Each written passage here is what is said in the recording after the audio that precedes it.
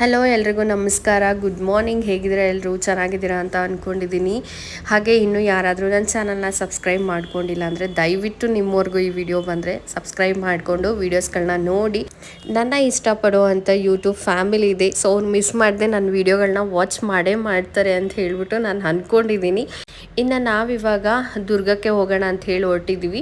ನಾನು ಹರಿ ಅಷ್ಟೇ ಅಲ್ಲ, ಸೊ ನಾವು 3 ಜನ ಇವಾಗ ಹೊರಟಿದ್ದೀವಿ. ಊರಿಗೆ ಹೋಗ್ಬಿಟ್ಟು ನಮ್ಮ ಅತ್ತೆ ಮಾವನ್ನ ಕೂಡ ಪಿಕ್ ಮಾಡಿಕೊಂಡು ರೈಲ್ವೆ ಸ್ಟೇಷನ್ಗೆ ಅವ್ರನ್ನ ಡ್ರಾಪ್ ಮಾಡಬೇಕಿತ್ತು, ಹಾಗಾಗಿ ಹೊರಟಿದ್ವಿ. ಸೊ ಅತ್ತೆ ಮಾವ ಎಲ್ಲಿಗೆ ಹೋಗ್ತಾ ಇದ್ದಾರೆ ಅಂತ ಹೇಳಿಬಿಟ್ಟು ನಾನು ನಿಮ್ಮ ಜೊತೆ ಶೇರ್ ಮಾಡ್ಕೋತೀನಿ. ವಿಡಿಯೋನ ಮಿಸ್ ಮಾಡದೆ ಕೊನೆವರೆಗೂ ನೋಡಿ. ನನ್ನ ಬ್ಲಾಗ್ ಹೇಗಿರುತ್ತೆ ಇವತ್ತಿಂದು ಅಂತ ಹೇಳಿಬಿಟ್ಟು ನಿಮ್ಮ ಜೊತೆ ಕೂಡ ಶೇರ್ ಮಾಡ್ಕೋತೀನಿ. ನಮ್ಮ ಕಾರ್ ನಿಲ್ಸೋಕ್ಕೆ ಪ್ರಾಪರಾಗಿ ಜಾಗ ಇಲ್ಲ, ಅದೊಂದು ಪ್ರಾಬ್ಲಮ್ಮು. ಆದರೂ ಸ್ವಲ್ಪ ಯಾರೋ ಮುಂದೆಗಡೆ ಗ್ಲಾಸ್ದು ಅದು ಮಿಸ್ ಆಗಿದೆಯೋ ಬೇಕಂತ ಮಾಡಿದಾರೋ ಗೊತ್ತಿಲ್ಲ, ಸ್ವಲ್ಪ ಗ್ಲಾಸು ಸ್ಕ್ರಾಚ್ ಆಗಿದೆ. ಸ್ಕ್ರಾಚ್ ಅನ್ನೋದೇನು ಒಡೆದೇ ಇದೆ ಅಲ್ಲ ಚಿನ್ನ, ಸ್ವಲ್ಪ ಲೈಟಾಗಿ.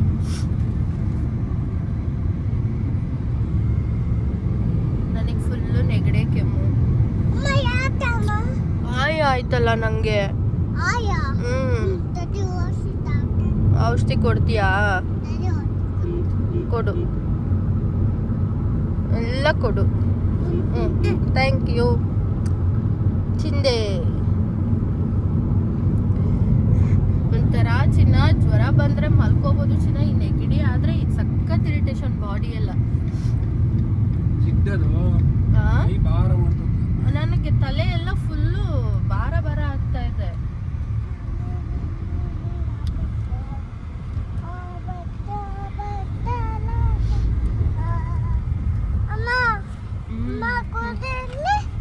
ಏನಮ್ಮ?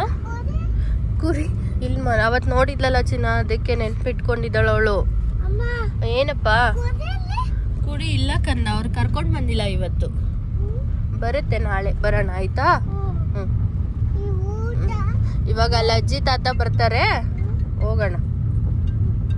ಇವಾಗ ತಾನೇ ರೈಲ್ವೆ ಸ್ಟೇಷನ್ ಹತ್ರ ಬಂದ್ವಿ. ಸೊ ಏನಕ್ಕೆ ಇಲ್ಲಿಗೆ ಬಂದಿರೋದು ಅಂತ ಅಂದರೆ ನಮ್ಮ ಅತ್ತೆ ಮಾವನ ಕಾಶಿ ಮತ್ತು ಅಯೋಧ್ಯೆಗೆ ಕಳಿಸ್ತಾ ಇದ್ದೀವಿ. ಹರಿಗಂತೂ ತುಂಬಾ ಆಸೆ ಇತ್ತು ಅವರಿಬ್ರನ್ನ ಕಾಶಿ ಯಾತ್ರೆ ಮಾಡಿಸ್ಬೇಕು ಅಂತ ಹೇಳಿ, ತುಂಬ ದಿನದಿಂದ ಹೇಳ್ತಾ ಇದ್ದೆ ನನ್ನ ಹತ್ರ. ಬಟ್ ಆಗಿರಲಿಲ್ಲ, ಅಂದರೆ ಅವರಿಬ್ರನ್ನೇ ಕಳ್ಸೋಕ್ಕಂತೂ ಆಗಲ್ಲ. ಸೊ ಇವಾಗ ಒಂದು ಕಡೆ ಕರ್ಕೊಂಡೋಗೋರು ಇರ್ತಾರೆ ನೋಡಿ, ಸೊ ಅಂತ ಅವ್ರ ಜೊತೆ ಕಳಿಸಿದ್ರೆ ಅಟ್ಲೀಸ್ಟ್ ಅವರು ಪ್ಲೇಸ್ ಕೂಡ ಕವರ್ ಮಾಡ್ಕೊಂಬರ್ತಾರೆ ಆ್ಯಂಡ್ ಇವ್ರನ್ನೂ ಸೇಫಾಗಿ ಕರ್ಕೊಂಡು ಬರ್ತಾರೆ. ಜೊತೆಲಿ ಅವ್ರೇನು ಅಂತ ಅಂದರೆ ಅಡುಗೆ ಅವ್ರನ್ನೂ ಕೂಡ ಕರ್ಕೊಂಡು ಹೋಗ್ತಾರೆ ಭಟ್ರನ್ನ. ಸೊ ಊಟ ಕೂಡ ಸೆಟ್ ಆಗುತ್ತೆ ಅಂತ ಹೇಳ್ಬಿಟ್ಟು ವೆಯ್ಟ್ ಮಾಡ್ತಾ ಇದ್ದ. ಇನ್ನು ಇಲ್ಲಿ ಕರ್ಕೊಂಡು ಹೋಗೋರು ಒಬ್ಬರು ಇದ್ದರು. ಸೊ ಅವರು ಇದೇ ಲಾಸ್ಟ್ ಏನೋ ಕರ್ಕೊಂಡು ಹೋಗೋದು, ಮತ್ತೆ ಆಗುತ್ತೋ ಇಲ್ಲೋ ಅಂತ ಹೇಳ್ತಿದ್ರು. ಬಟ್ ಸ್ವಲ್ಪ ಏಜ್ ಆಗಿರೋರು ಆ್ಯಂಡ್ ಸುತ್ತಮುತ್ತ ಸರೌಂಡಿಂಗ್ ಅವರೆಲ್ಲ ಬಂದಿದ್ರು. ಆ್ಯಕ್ಚುಲಿ ನಾನು ಅಂದ್ಕೊಂಡಿದ್ದೆ ಈ ಊರಿಂದನೇ ಹೋಗ್ತಾರೆ ಅಂತ ಹೇಳಿ, ಬಟ್ ನೋ, ಇಲ್ಲಿಂದ ಆ್ಯಕ್ಚುಲಿ 4 ಮೆಂಬರ್ಸ್ ಅಷ್ಟೇ ಇದ್ದಿದ್ದು. ಬಟ್ ಸುತ್ತಮುತ್ತ ದಾವಣಗೆರೆ ಕಡೆಯವರು, ದುರ್ಗ ಅಂತೆ ಅಲ್ಲಿ ಇಲ್ಲಿ ಪಕ್ಕದವರೆಲ್ಲ ಜಾಸ್ತಿ ಇದ್ದರು. ನಿಯರ್ಲಿ ಒಂದು 85 ಮೆಂಬರ್ಸ್ ಏನೋ ಇದ್ದರು. ಸೊ ತುಂಬ ಜನ ಇದ್ದರು. ನಾನು ಅಷ್ಟೊಂದು ಜನ ಹೋಗ್ತಾರೆ ಅಂತ ನನಗೆ ಗೊತ್ತೇ ಇಲ್ಲ. ಫಾರ್ ದ ಫಸ್ಟ್ ಟೈಮ್ ನಾನು ಆ್ಯಕ್ಚುಲಿ ಈ ಥರದ್ದೆಲ್ಲ ನೋಡ್ತಾ ಇರೋದು. ಅಂದರೆ ಹಿಂಗೆ ಕರ್ಕೊಂಡು ಹೋಗೋದು, ಕಳಿಸೋದು, ಇದೆಲ್ಲ ಯಾವತ್ತೂ ನಾನು ನೋಡೇ ಇಲ್ಲ. ಬಿಕಾಸ್ ಅಪ್ಪ ಅಮ್ಮನೂ ಹೀಗೆಲ್ಲ ಹೋಗ್ತಾ ಇಲ್ವಲ್ಲ, ಹಾಗಾಗಿ ನಂಗೆ ಅದ್ರ ಬಗ್ಗೆ ಅಷ್ಟು ಗೊತ್ತೂ ಇಲ್ಲ. ಇನ್ನು ಇಷ್ಟು ಜನ ಆಲ್ರೆಡಿ ಬಂದುಬಿಟ್ಟಿದ್ರು. ಬಟ್ ಏನು ಗೊತ್ತಾ, ಟ್ರೈನು ನಾವು 1:30 ಅಂದರೆ 2 ಗಂಟೆಗೇನೋ ಟ್ರೈನ್ ಇದೆ ಅಂದಿದ್ದಕ್ಕೆ ಎಷ್ಟು ಬೇಗ ಬಂದ್ವಿ ನಾವು. 1:30ಗೇನೋ ಬಂದ್ವಿ ನಾವು. 1:30ಗೆ ಬಂದುಬಿಟ್ಟು 2 ಗಂಟೆ ಅಂದರು, ಆಮೇಲೆ 3 ಗಂಟೆ ಅಂತ ಅಂದರು, 4 ಗಂಟೆ ಅಂದರು, 5 ಗಂಟೆ ಅಂದರು. ಯಪ್ಪ, ಕೊನೆಗೆ 6 ಗಂಟೆ ಆಯಿತು ಟ್ರೈನ್ ಬರೋ ಅಷ್ಟರಲ್ಲಿ. ಇನ್ನು 2.5 ಡೇಸೋ ಅಥವಾ 2 ದಿನನೋ ಏನೋ ಟ್ರೈನ್ ಜರ್ನಿ ಇರುತ್ತೆ. ಅದಾದಮೇಲೆ ಅಲ್ಲಿ 5 ಡೇಸು ಬಸ್ ಬುಕ್ ಮಾಡಿದ್ರಂತೆ 5 ಡೇಸಿಗೆ. ಮತ್ತು ಇನ್ನು ಫುಡ್ ಎಲ್ಲನೂ ಅವ್ರದ್ದೇ ಇತ್ತು. ಆ್ಯಂಡ್ ಅದಾದಮೇಲೆ ಬರೋದಕ್ಕೆ 2 ದಿನ, ಟೋಟಲ್ ಬಂದುಬಿಟ್ಟು 10 ಡೇಸ್ ಆಗುತ್ತೆ ಅಂತ ಹೇಳಿದರು. ಸೊ 10 ಡೇಸ್ ಆಗುತ್ತೆ, ಅಂದರೆ ಜರ್ನಿನೂ ಸೇರಿಕೊಂಡು 10 ಡೇಸ್ ಆಗುತ್ತೆ ಅಂತ ಹೇಳಿದರು. ನಮ್ಮ ಮಾವಂಗಂತೂ ಹೋಗೋಕ್ಕೆ ಇಷ್ಟನೇ ಇಲ್ಲ. ಅಂದರೆ ಇಷ್ಟ ಇಲ್ಲ ಅಂದರೆ ಏನಕ್ಕೆ ಅಂದರೆ ಅವರು ಶಾಪ್ ಬೇರೆ ಕ್ಲೋಸ್ ಮಾಡಬೇಕು, ಜೊತೆಯಲ್ಲಿ ಹೊಲದ ಕೆಲಸಗಳು ಬೇರೆ ಇರುತ್ತೆ. ಹೋಗೋಕ್ಕೆ ಬೇಡ, ನಾನು ಯಾವಾಗಾದರೂ ಹೋಗಿದ್ರಾಯ್ತು ಅಂತ ಹೇಳಂತ ಇದ್ರು. ಬಟ್ ಹರಿ ಇಲ್ಲ, ನಾನೆಲ್ಲ ನೋಡ್ಕೋತೀನಿ, ನೀವು ಹೋಗಿ ಬನ್ನಿ ಅಂತ ಹೇಳಿ ಕಳಿಸ್ಕೊಟ್ಟಿದ್ದಕ್ಕೆ ಅವ್ರು ಹೆಂಗೋ ಹೋದರು. ಇನ್ನು ನಾವು ಊಟ ಮಾಡಿರಲಿಲ್ಲ, ತುಂಬ ಲೇಟಾಗಿತ್ತು. ಅತ್ತೆ ಮಾವ ಅವರು ಆಲ್ರೆಡಿ ಊಟ ಮಾಡ್ಕೊಂಡೇ ಹೊರಟಿದ್ರು. ನಾನು ಬರೀ ತಿಂಡಿ ತಿಂದುಬಿಟ್ಟಿದ್ವಿ ಅಷ್ಟೇ, ನಾವು ಊಟ ಏನೂ ಮಾಡಿರಲಿಲ್ಲ. ಸರಿ ಆಯಿತು, ನನಗೆ ಬೇರೆ ಇಷ್ಟು ನೆಗಡಿ ಆಗಿದೆ, ಬೇರೆ ಏನೂ ನನ್ನ ಬಾಯಿಗೆ ಟೇಸ್ಟೇ ಸಿಗ್ತಾ ಇರಲಿಲ್ಲ. ಅದಕ್ಕೆ ನಾನು ಅಂದ್ಕೊಂಡೆ ಖಾನಾವಳಿಗೆ ಹೋಗೋಣ, ಅಟ್ಲೀಸ್ಟ್ ಅಲ್ಲಿ ಚಪಾತಿ ಪಲ್ಯ ಆದರೂ ಸ್ವಲ್ಪ ಸ್ಟ್ರಾಂಗ್ ಆಗಿರುತ್ತೆ ಅಂತ ಹೇಳಿ ಖಾನಾವಳಿಗೆ ಬಂದ್ವಿ. ನನ್ನ ಮಗಳು ಐಸ್ ಕ್ರೀಮ್ ಬೇಕು ಅಂತ ಹೇಳಿ ಹಠ ಮಾಡ್ತಾ ಇದ್ಲು. ಹಾಗಾಗಿ ಸರಿ ಆಯಿತು, ದುರ್ಗದಲ್ಲಿ ಪೋಲಾರ್ ಬಿಯರ್ ಓಪನ್ ಆಗಿರಲಿಲ್ಲ, ರೀಸೆಂಟಾಗಿ ಓಪನ್ ಆಗಿದೆ, ಸರಿ ಅಲ್ಲೇ ಕರ್ಕೊಂಡು ಹೋಗ್ಬಿಟ್ಟು ಕೊಡ್ಸೋಣ ಅಂತ ಹೇಳಿ ಹೋಗ್ತಾ ಇದ್ದೀವಿ. ಹಾಗೆ ಲೇಟ್ ಆಗಿಬಿಟ್ಟಿರ್ತು, ಟ್ರೈನ್ ಬರೋದೇ 6 ಗಂಟೆ ಆಗುತ್ತೆ ಅಂತ ಹೇಳಿ ಹೇಳಿದ್ರು ಕಾಲ್ ಮಾಡಿಬಿಟ್ಟು ನಮ್ಮ ಮಾವ. ಸರಿ ಆಯಿತು, ಅಲ್ಲಿವರೆಗೂ ಅಲ್ಲಿ ಕುತ್ಕೊಂಡು ಏನು ಮಾಡೋದು ಅಂತ ಹೇಳಿಬಿಟ್ಟು ನಾವು ಕೂಡ ಊಟ ಮಾಡಿರಲಿಲ್ಲ ಅಲ್ವಾ, ಸರಿ ಊಟ ಮಾಡ್ಕೊಂಡು ಹೋದಂಗೆ ಆಗುತ್ತೆ ಅಂತೇಳಿ ಬಂದ್ವಿ. ಯಾಕಂದರೆ ನನಗೆ ಬೇರೆ ಟ್ಯಾಬ್ಲೆಟ್ ಬೇರೆ ತೊಗೊಂಡಿದ್ದೆ, ಅದಕ್ಕೂ ಹೆಂಗೆಂಗೋ ಆಗ್ತಾಯಿದೆ ನನಗೆ. ಸರಿ, ಇನ್ನು ಟ್ರೈನ್ ಬೇರೆ ಬರೋದು ಲೇಟ್ ಆಗುತ್ತೆ, ನಾವು ಕೂಡ ಎಷ್ಟೊತ್ತು ವೆಯ್ಟ್ ಮಾಡೋದಂಥೇಳಿ ಊಟ ಮಾಡ್ಕೊಂಡ್ವಿ. ಅದಾದಮೇಲೆ ಹನಿ ಐಸ್ ಕ್ರೀಮ್ ಅಂತಿದ್ಲಲ್ಲ, ಸರಿ ಅವಳಿಗೂ ಕೂಡ ಕೊಡ್ಸ್ಕೊಂಡು ಬಂದುಬಿಡೋಣ ಅಂಥೇಳಿ ನಾವು ಪೋಲಾರ್ ಬಿಯರ್ಗೆ ಹೋಗ್ತಾ ಇದ್ವಿ. ಇನ್ನು ಐಸ್ ಕ್ರೀಮ್ ತಿನ್ಕೊಂಡು ಅಲ್ಲಿಂದ ಮತ್ತೆ ನಾವು ರೈಲ್ವೆ ಸ್ಟೇಷನ್ಗೆ ಹೋದ್ವಿ. ಏನು ಬೇಕು? ಏನು ಬೇಕು? ಐಸ್ ಕ್ರೀಮ್ ಬೇಕಾ? ಎಷ್ಟು ಬೇಕು? ಎಷ್ಟು ಬೇಕು?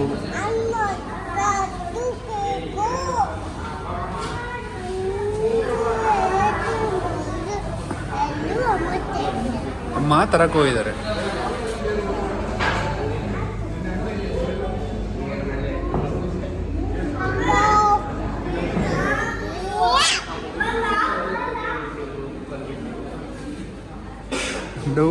ಡವ್ ಇದು ಡವ್ ತಿನ್ನಕ್ಕೆ ಕೊಡಿಸ್ತಾರಂದ್ರೆ ನಾಟಕ ಅಲ್ವಾ? ಹೊಡಿತೀನಿ.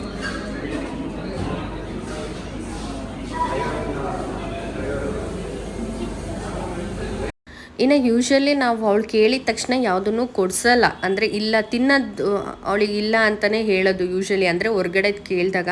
ಬಟ್ ಈ ಥರ ಕರ್ಕೊಂಡು ಬಂದಾಗ ಅವಳು ಖುಷಿ ನೋಡಬೇಕು ನೀವು. ಆ್ಯಕ್ಚುಲಿ ಹರಿ ಕ್ಯಾಪ್ಚರ್ ಮಾಡಿದ ನೋಡಿ ಹೆಂಗೆ ಆಡಿದ್ದಾಳೆ ಅಂದರೆ, ಅವಳಿಗೆ ಏನೋ ಒಂದು ಎಕ್ಸೈಟ್ಮೆಂಟು, ಅಪ್ಪ ನನಗೆ ಕೊಡಿಸ್ತಿದ್ದಾರೆ ಅಂತ ಹೇಳಿ. ಬಟ್ ಕೊಡಿಸ್ಬಾರ್ದು ಅನ್ನೋ ಇಂಟೆನ್ಷನ್ ಏನಿಲ್ಲ ಕೇಳಿದ ತಕ್ಷಣ. ಬಟ್ ಬೇಡ, ಸುಮ್ಮನೆ ಕೇಳಿದಾಗೆಲ್ಲ ಕೊಡಿಸಿದ್ರೆ ಸುಮ್ಮನೆ ಹೆಲ್ತ್ ಹಾಳು ಅನ್ನೋ ಪರ್ಪಸಲ್ಲಿ ಕೊಡಿಸಲ್ಲ ಅಷ್ಟೇನೆ. ಬಟ್ ಅದರ್ವೈಸ್ ತುಮಕೂರಿಗೆ ಹೋದರೆ ಅಂತೂ ಕಂಪಲ್ಸರಿಯಾಗಿ ತಿಂತಾನೆ ಇರ್ತಾಳೆ, ನಾವು ತಿಂತೀವಿ, ಅವಳು ತಿಂತಾಳೆ. ಇನ್ನು ಮಿಕ್ಕಿದ ಟೈಮಲ್ಲಿ ಏನೂ ಕೊಡಿಸೋದಿಲ್ಲ ಅವಳಿಗೆ, ಮನೆ ಊಟ ಅಷ್ಟು ಬಿಟ್ಟರೆ ಇನ್ನೇನು ಹೊರ್ಗಡೆದವಳಿಗೆ ತಿನ್ಸಲ್ಲ. ಇನ್ನು ಪರ್ಟಿಕ್ಯುಲರು ಚೂಸಿ, ನಾನು ಎಲ್ಲಾದರೂ ಹೋಗಿದ್ದೀನಿ ಅಂದರೆ ನನಗೆ ಇದು ಇಷ್ಟ ಆಗಿದೆ ಅಂದರೆ ಪ್ರತಿ ಸಲ ಹೋದರೂ ನಾನು ಅದೇ ತೊಗೊಳ್ಳೋದು, ಪ್ರತಿಯೊಂದು ಕಡೆನೂ ಹಾಗೇನೆ, ಹೊಸ್ದಾಗಂತೂ ಟ್ರೈ ಮಾಡಲ್ಲ. ಎಲ್ಲೋದ್ರು ನಿಮ್ಮ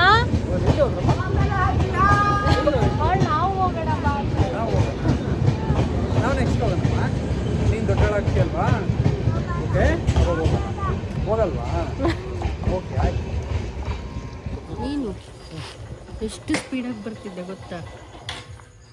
ಇನ್ನು ನೀನು ಒಬ್ಬನೇ ಹೋಗ್ಬೇಕಾದ್ರೆ ಇನ್ನು ಹೆಂಗೆ ಹೋಗ್ಬೋದು? ಆ ಚಪ್ಪಲ್ ಹುಷಾರು, ನೀನು ತೆಗೆದು ಹಾಕೊಬೇಕಾದ್ರೆ, ಸರಿನಾ? ಸರಿ, ಹುಷಾರು.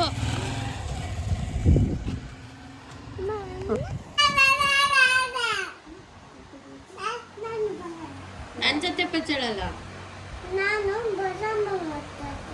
ದೊಡ್ಡಮ್ಮ ದೊಡ್ಡಮ್ಮ ದೊಡ್ಡಮ್ಮ.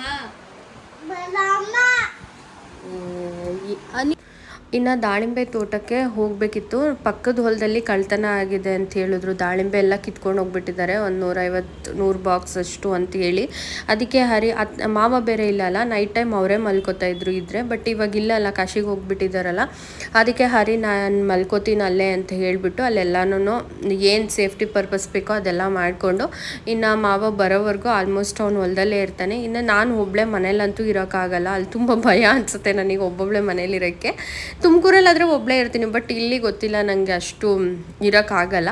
ಅದಕ್ಕೇ ನನ್ನ ಅಕ್ಕ ಮನೆ ಹತ್ರನೇ ಬಂದುಬಿಟ್ಟು ಮಲ್ಕೊಂಡು ಮತ್ತೆ ಬೆಳಗ್ಗೆ ಎದ್ದೋಗೋದು. ಸೊ ಹೀಗೆ ಮಾಡ್ಕೋತಾ ಇದ್ದೆ. ಇನ್ನು ನಾನು ಮನೆಗೆ ಬಂದು ಸಿಕ್ಕಾಪಟ್ಟೆ ಕೆಲಸ ಅಂದರೆ ಕೆಲಸ ಏನೂ ಮಾಡಿರಲಿಲ್ಲ. ಯಾಕಂದರೆ ಈ ಬೆಳಗ್ಗೆಯಿಂದನೂ ನಾವು ಹೊರ್ಗಡೆನೇ ಇದ್ದಿದ್ದರಿಂದ, ಮತ್ತು ನೈಟ್ ಬಂದುಬಿಟ್ಟು ಹಾಗೆ ಅಕ್ಕವ್ರ ಮನೆಗೆ ಹೋಗ್ಬಿಟ್ವಿ. ಸೊ ಹಾಗಾಗಿ ಮನೆ ಕೆಲಸ ಒಂದೂ ಆಗಿರಲಿಲ್ಲ. ಬೇಗ ಎಲ್ಲ ಕೆಲಸಗಳನ್ನೂ ಮುಗಿಸ್ಕೊಂಡೆ.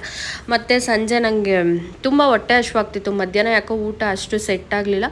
ಸರಿ ಆಯಿತು, ಅಕ್ಕ ಹೆಂಗಿದ್ರು ನಾನು ಕಡಲೆಕಾಳನ್ನ ನೆನೆಸಿಟ್ಟಿದ್ದೆ ಅಂತ ಅಂದ್ಲು. ಸರಿ ತೊಗೊಂಡು ಬಾ, ನಾನು ಅದನ್ನು ಒಗ್ಗರಣೆ ಆದರೂ ಹಾಕ್ಕೋತೀನಿ ಅಂತ ಹೇಳಿಬಿಟ್ಟು ಎಲ್ರಿಗೂ ಹಾಕ್ತೆ. ಜಾಸ್ತಿನೇ ಇತ್ತು ಕಾಳು, ಹಾಗಾಗಿ ಎಲ್ರಿಗೂ ಹಾಕ್ತೆ. ಇನ್ನು ಹನಿಗೆ ಆಯಿಲ್ನ ಅಪ್ಲೈ ಮಾಡಿದೆ ಹೇರ್ಗೆ. ವಾಶ್ ಮಾಡಾದ್ಮೇಲೆ ಎಷ್ಟು ಸಿಲ್ಕಿಯಾಗಿ ಕಾಣಿಸ್ತಾ ಇತ್ತು ಗೊತ್ತು ಹೇರು, ಆ್ಯಂಡ್ ಜಾಸ್ತಿನೇ ಬಂದುಬಿಟ್ಟಿದೆ ಹೇರು. ಬಟ್ ನನಗೆ ಅವಳಿಗೆ ಅಂದರೆ ಕಟ್ ಮಾಡಿಸೋದೋ ಬೇಡವೋ ಏನು ಮಾಡಲಿ, ಇನ್ನು ಸ್ವಲ್ಪ ಬರಲಾ ಏನು ಅಂತ ಯೋಚನೆ ಮಾಡ್ತಾಯಿದ್ದೆ. ನೋಡೋದು ಏನಾದರೂ ಅಂದರೆ ಸ್ವಲ್ಪ ಶೇಪ್ ಏನಾದರೂ ಕೊಡಿಸೋ ಆಗಿದ್ರೆ ಕೊಡ್ಸೋಣ ಅಂತ ಹೇಳಿ ಅಂದ್ಕೊಂಡಿದ್ದೀನಿ. ಇನ್ನು ಹುಸ್ಲಿ ಮಾಡಿದ್ದೆ ಕಡಲೆಕಾಳ್ದು. ಸರಿ ಇದನ್ನ ಸ್ವಲ್ಪ ತಿಂದ್ಬಿಟ್ಟು ಇನ್ನು ಈ ಮಕ್ಕಳನ್ನ ಹಿಡಿಯೋದೇ ಒಂದು ದೊಡ್ಡ ಹಬ್ಬ ನಮಗೆ. ಇನ್ನು ಅಕ್ಕ ಪಕ್ಕದ ಮನೆಯವರು ನುಗ್ಗೆ ಸೊಪ್ಪನ್ನ ಕೊಟ್ಟಿದ್ರಂತೆ. ಆ ನುಗ್ಗೆ ಸೊಪ್ಪು ಹೂವು ಎಷ್ಟು ಇತ್ತು ಗೊತ್ತಾ, ಜಾಸ್ತಿ ಹೂವನೇ ಇತ್ತು. ಇನ್ನು ಇದು ಬಸ್ಸಾರು ಮಾಡಿದ್ರಂತೂ ಅಪ್ಪ ನಮ್ಮ ಮನೇಲಂತೂ ನನಗಂತೂ ಸಿಕ್ಕಾಪಟ್ಟೆ ಇಷ್ಟ, ನನಗೂ ಅಕ್ಕಗೆ. ಇನ್ನು ಅವಳು ಸರಿ ನಾನು ಅಲ್ಲೇ ಮಾಡ್ತೀನಿ ಅಂತ ಅಂದ್ಲು. ಅವ್ರ ಮನೆಯಲ್ಲೇ ಮಾಡಿದ್ಲು. ನಂಗೆ ಸ್ವಲ್ಪ ಸೊಪ್ಪು ಮತ್ತು ಸಾಂಬಾರನ್ನ ಕಳಿಸಿದ್ಲು. ಅದೇನೋ ಗೊತ್ತಿಲ್ಲ, ದಿನ ಪೂರ್ತಿ ಅಲ್ಲದೆ ಹೋದ್ರು ಅಟ್ಲೀಸ್ಟ್ ವಾರಕ್ಕೆ ಒನ್ ಟೈಮ್ ಆದರೂ ಇದ್ಬಿಟ್ರೆ ಎಷ್ಟು ತಿಂತೀವೋ. ನನಗಂತೂ ಸಿಕ್ಕಾಪಟ್ಟೆ ಇಷ್ಟ ನುಗ್ಗೆ ಸೊಪ್ಪು ಅಂದರೆ. ಇನ್ನು ಅದಾದಮೇಲೆ ರವೆ ಉಂಡೆ ಆದರೂ ಮಾಡಿಲ್ಲ, ತುಂಬ ದಿನ ಆಯಿತು ರವೆ ಉಂಡೆ ಮಾಡಿಬಿಟ್ಟು. ಮಾಡ್ತೀನಿ, ಅಲ್ಲಿ ಅಂತೂ ಒಬ್ಬಳೇ ಬೇಜಾರು ಮಾಡೋಕ್ಕಾಗಲ್ಲ. ಸರಿ ಇಲ್ಲಿಗೆ ತೊಗೊಂಡು ಬರ್ತೀನಿ, ಇಬ್ಬರು ಮಾಡೋಣ ಅಂತ ಹೇಳಿದ್ಲು. ಸರಿ ಆಯಿತು ಅಂತ ಹೇಳಿ ಇಲ್ಲೇ ಮಾಡಿದ್ವಿ. ಇನ್ನು ಸ್ವಲ್ಪ ರವೆ ಜಾಸ್ತಿ ಆಯಿತು, ಕೊಬ್ಬರಿ ಕಡಿಮೆ ಆಯಿತು ಅಂತ ಅನ್ನಿಸ್ತು. ಅಂದರೆ ಕೊಬ್ಬರಿ ಇರಲಿಲ್ಲ, ಒಂದು ಎರಡೇನೋ ಇತ್ತು ಅಷ್ಟೇನೆ. ಹಾಗಾಗಿ ಸರಿ ಇರೋದ್ರಲ್ಲೇ ಅಂತ ಹೇಳ್ಬಿಟ್ಟು ಹಂಗೆ ಮಾಡಿದ್ದೀವಿ. ಚೆನ್ನಾಗಿತ್ತು, ತುಂಬ ಟೇಸ್ಟಿಯಾಗಿತ್ತು. ಇನ್ನು ನೈಟ್ ಊಟಕ್ಕೆ ಊಟ ಮಾಡ್ಕೊಂಡು ನಾನು ಹೊರಡ್ತೀನಿ, ಟೈಮ್ ಆಗುತ್ತೆ ಅಂತ ಹೇಳ್ದೆ. ಸರಿ ಆಯಿತು ಅಂಥೇಳಿ ನಾನು ಕೂಡ ಏನಾದರೂ ಮಾಡಿದ್ರೆ ಸ್ವಲ್ಪ ಅಡುಗೆ ಮನೆ ಹರಡಿರುತ್ತಲ್ಲ ಅದೆಲ್ಲ ನೀಟಾಗಿ ಕ್ಲೀನ್ ಮಾಡ್ಕೊತೈತೆ. ಮತ್ತು ಒಂದು ಸೈಡಲ್ಲಿ ಮುದ್ದೆ ಕೂಡ ಇಟ್ಟಿದ್ದೆ ನಾನು. ಕಂಪಲ್ಸರಿ ನಮ್ಮ ಮನೇಲಿ ನೈಟು ಮುದ್ದೆ ಅಥವಾ ಚಪಾತಿ ಏನಾದರೂ ಒಂದು ಇದ್ದೇ ಇರುತ್ತೆ. ಕಡಿಮೆ ಏನಾದರೂ ಪಾಯಸ ಆ ಥರ ಮಾಡಿದಾಗ ಮುದ್ದೆ ಮಾಡಲ್ಲ, ಅಷ್ಟು ಬಿಟ್ಟರೆ ಇನ್ನು ನಾರ್ಮಲಾಗಿ ಮುದ್ದೆ ಬೇಕೇ ಬೇಕು. ಯಾಕಂದರೆ ಬೆಳಗ್ಗೆಯಿಂದ ಏನಾದರೂ ತಿಂಡಿನೇ ತಿನ್ಕೊಂಡ್ಬಿಟ್ಟಿರ್ತೀವಲ್ಲ, ರೈಸ್ ಐಟಮು ಅಥವಾ ಏನೋ ಹೋಟೆಲ್ ತಿಂಡಿ ತಿಂದಿರ್ತೀವಿ, ಮಧ್ಯಾಹ್ನ ಕೂಡ ಅನ್ನ ತಿಂದಿರ್ತೀವಿ. ಹಂಗಾಗಿ ನಾನು ಮುದ್ದೆ ಅಂತೂ ನೈಟ್ ಕಂಪಲ್ಸರಿ ಮಾಡ್ತೀನಿ. ಸೊ ಇದೆಲ್ಲ ವಿಡಿಯೋ ನೋಡಿದಾಗ ನನಗೆ ಏನು ಅನಿಸುತ್ತೆ ಗೊತ್ತಾ, ನಮ್ಮ ಮನೆಯಲ್ಲಿ ನನ್ನ ಮದುವೆಗೆ ಮುಂಚೆ ಒಂದು ತಟ್ಟೆ ಕೂಡ ನಾನು ತೊಳಿತಾ ಇಲ್ಲ. ಅಷ್ಟು ಅಂದರೆ ನಾನು ಮಲಗಿದ ಹತ್ರನೇ ಎಲ್ಲ ಬರ್ತಾಯಿತ್ತು. ಬಟ್ ನಾವೆಲ್ಲ ಇಷ್ಟೊಂದು ಅಂದರೆ ದೊಡ್ಡವರಾಗಿ ಒಂದು ಮಗು ಆದಮೇಲೆ ಎಷ್ಟೆಲ್ಲ ಮೆಚೂರಿಟಿ ಬರುತ್ತೆ, ಅಂದರೆ ಒಂದು ಸಂಸಾರದ ಜವಾಬ್ದಾರಿನ ಹೊತ್ಕೋತೀವಿ. ಸೊ ಅಂದರೆ ಎಲ್ರಿಗೂ ನಾವು ಮಾಡಿಡಬೇಕು, ಅದೇನೋ ಗೊತ್ತಿಲ್ಲ, ಒಂದು ದೊಡ್ಡ ಜವಾಬ್ದಾರಿನೇ ಬಂದ್ಬಿಡುತ್ತೆ ಅಲ್ಲ ಹೆಣ್ಮಕ್ಳಿಗೆ. ನನಗೆ ಅನಿಸುತ್ತೆ ಈ ಥರ ವೀಡಿಯೋಗಳನ್ನ ಎಡಿಟ್ ಮಾಡಬೇಕಾದ್ರೆ ಆ ಫೀಲಿಂಗ್ ಬರುತ್ತೆ ನನಗೆ. ಅಂದರೆ ನಾವು ಎಷ್ಟೆಲ್ಲ ಜವಾಬ್ದಾರಿ ತೊಗೊಂಡಿದ್ದೀವಿ, ಮನೆ ಮಕ್ಕಳು ಸಂಸಾರ ಅನ್ನೋದು ಎಷ್ಟು ದೊಡ್ಡ ಜವಾಬ್ದಾರಿ. ಇದನ್ನೆಲ್ಲ ನಿಜವಾಗ್ಲೂ ನಾವು ಮಾಡ್ತಿದ್ದೀವ, ಇಷ್ಟೆಲ್ಲ ಅಡುಗೆ ಮಾಡ್ತಿದ್ದೀನ. ಮುದ್ದೆ ಅಂದರೆ ನನಗೆ ಹೆಂಗೆ ಮಾಡೋದು, ಅದನ್ನು ತಿನ್ನೋವೇನೋ ನನಗೆ ಗೊತ್ತಿರಲಿಲ್ಲ, ಸುಳ್ಳು ಯಾಕೆ ಹೇಳಿ. ಮುದ್ದೆನ ಹೆಂಗೆ ತಿನ್ಬೇಕಂತನೂ ಗೊತ್ತಿಲ್ಲ. ಬಟ್ ಇವತ್ತು ಮುದ್ದೆನ ಮಾಡ್ತೀನಿ, ಮುದ್ದೆ ತಿಂತೀನಿ. That's great. ನನ್ನ ಮೇಲೆ ನನಗೇ ಗ್ರೇಟ್ ಅನಿಸುತ್ತೆ ಗೊತ್ತಾ. ಅಷ್ಟು ಖುಷಿ ಆಗುತ್ತೆ ನನಗೆ ಎಷ್ಟೆಲ್ಲ ಮಾಡೋದನ್ನ ಕಲ್ತಿದ್ದೀನಿ ಅಂಥೇಳಿ. ಯಾಕಂದರೆ ಒಂದು ಕೆಲಸ ಮಾಡದೇ ಇರೋಳು ಇಷ್ಟೆಲ್ಲ ಮಾಡ್ತೀನಿ ಅಂದಮೇಲೆ ಅದು ಪ್ರೌಡ್ ಫೀಲಿಂಗೇನೆ. ಯಾಕಂದರೆ ಯಾರ ಹತ್ರ ಒಂದಿನೂ ನಾನು ಅಡುಗೆ ಕೆಲಸ ಹೇಳಿಸ್ಕೊಂಡಿಲ್ಲ, ಒಬ್ಬರ ಹತ್ರನೂ ಹೇಗೆ ಸಾಂಬಾರು ಮಾಡಬೇಕು ಅನ್ನೋದನ್ನು ಹೇಳಿಸ್ಕೊಂಡಿಲ್ಲ, ಮುದ್ದೆ ಹೇಗೆ ಮಾಡಬೇಕು ಏನಂದರೆ ಏನೋ ನಾನು ಯಾರ ಹತ್ರನೂ ಹೇಳಿಸ್ಕೊಂಡಿಲ್ಲ. ಅಮ್ಮ ಅಷ್ಟು ಚೆನ್ನಾಗಿ ನೋಡ್ಕೋತಾ ಇದ್ರು ಮನೇಲಿ. ಇನ್ನು ಬಂದಮೇಲೆ ನಾನಾಗೇ ಕಲ್ತು ಮಾಡಿರೋದು ಬಿಟ್ಟರೆ ನಾನು ಒಬ್ಬರ ಹತ್ರ ಹೇಳಿಸ್ಕೊಂಡಿಲ್ಲ. ಬಟ್ ಇವತ್ತು ಎಲ್ಲರೂ ಹೇಳ್ತಾರೆ ಎಷ್ಟು ಚೆನ್ನಾಗಿ ಮಾಡ್ತೀಯಾ ಅಂತ. ನಿಜವಾಗ್ಲೂ ಕೇಳಿದಾಗ ಒಂಥರ ಖುಷಿ ಅನಿಸುತ್ತೆ. ಸೀರಿಯಸ್ಲಿ ನಾನು ಇಷ್ಟೆಲ್ಲ ಮಾಡ್ತೀನಿ ಅಂತ ಹೇಳಿ. ಇನ್ನು ಸಂಜೆ ಹುಸ್ಲಿ ಮಾಡಿದ್ನಲ್ಲ, ಅದು ಸ್ವಲ್ಪ ಉಳಿದಿತ್ತು. ಸೊ ಹಂಗಾಗಿ ಅದನ್ನು ಮುದ್ದೆ ಸಾಂಬಾರು, ಮೂಲಂಗಿ ಸಾಂಬಾರು ಮಾಡಿದ್ದೆ, ಅದು ಒಟ್ಟಿಗೆ ತಿನ್ಕೊಂಡು. ಇನ್ನು ನಮ್ಮ ಮಾವ ಅಂತೂ ಹೋಗಿ ಯಾವ ಹೊಲಕ್ಕೆ ಹೆಂಗೆ ಏನು ಅಂಥೇಳಿ ವಿಚಾರಿಸ್ತಾ ಇರ್ತಾರೆ. 1 ಅವರ್ 1/2 ಅವರ್ಗೆ ಒಂದ್ಸಲ ಕಾಲ್ ಮಾಡಿ